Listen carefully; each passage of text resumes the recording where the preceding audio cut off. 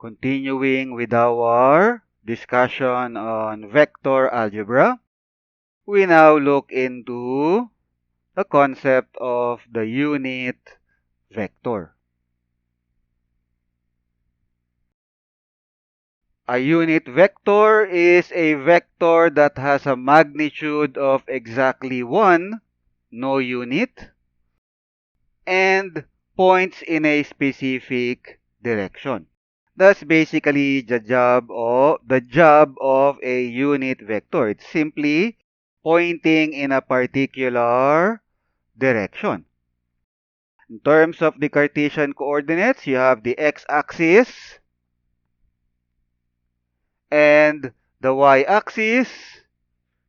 And for three-dimensional vectors, you have the z-axis. You have three unit vectors: I hat, j hat, and k hat. I hat is a unit vector pointing towards positive x direction. J hat is a unit vector pointing towards positive y direction. And k hat is a unit vector pointing towards positive z direction. So you have I, j, k for the x, y, z directions. If you apply negative of a vector, negative I hat will be a unit vector pointing towards negative x direction. Diba? You'll recall, negative of a vector, same magnitude, the direction is in the opposite direction. So, the direction is reversed. So, instead of heading towards positive x direction, if you have negative I hat, it will be heading towards negative x direction. Negative j hat will be heading towards negative y direction. Negative k hat will be heading towards negative z direction. Unit vectors. One use of unit vectors. They are used to describe the vectors. They are used to determine the directions of the components of the vectors. So you have A is equal to AX I hat plus AY J hat plus AZ K hat, where AX is the X component of vector A, AY is the Y component of vector A, and AZ is the Z component of vector A. So, this equation basically tells you A is a vector that has X component, AX, in the I hat direction, positive X direction. AY component in the J hat direction. And AZ component, Z component, in the K hat direction. And if you get a modified version of the Pythagorean theorem, A is equal to square root of AX squared plus AY squared plus AZ squared, you get the magnitude of the vector A.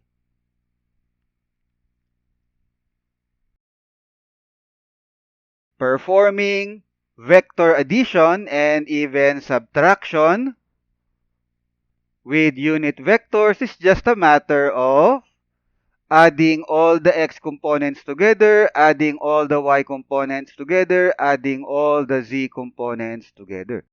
Reminiscent of the y component. You'll recall in the y component, after dividing the vectors into x and y components, you add all the x components together, you add all these y components together. And extending that to the z component, you add all the z components together. So it's very easy to add vectors together if they are in the notation of unit vectors. That's because the vectors are already divided into their components. For example, consider these two vectors, vector A and vector B. Vector A is 5 meters I hat plus 2 meters j hat plus 4 meters k hat. Whereas vector B is 3 meters I hat minus 2 meters j hat plus 3 meters k hat. Let C be equal to A plus B. So plus B, so positive times B, B remains the same. So A plus B, you add all the x components together. So x component of A plus x component of B, 5 plus 3 will give you 8 meters I hat. Add all the y components together. 2 meters minus 2 meters, 0. So no y component, 0 j hat. And add all the z components together. 4 plus 3 will give you 7 meters k hat. So since 0, the y component is 0, we can exclude that in our equation. C is equal to 8 meters I hat plus 7 meters k hat. Next, we have D is equal to A minus B. So, add all the x components together, bearing in mind the minus, negative of a vector. So, 5 minus 3 meters will give you 2 meters I hat. Y component, 2 meters minus negative 2 will give you 4 meters j hat. Z component, 4 meters minus 3 meters will give you 1 meter k hat. So C, or rather D, okay, correction, this is not C, but vector D is equal to 2 meters I hat plus 4 meters j hat plus 1 meter k hat. So that's it for now. We'll continue our discussion on vector algebra in the next video, wherein we look at vector multiplication. So thank you for watching.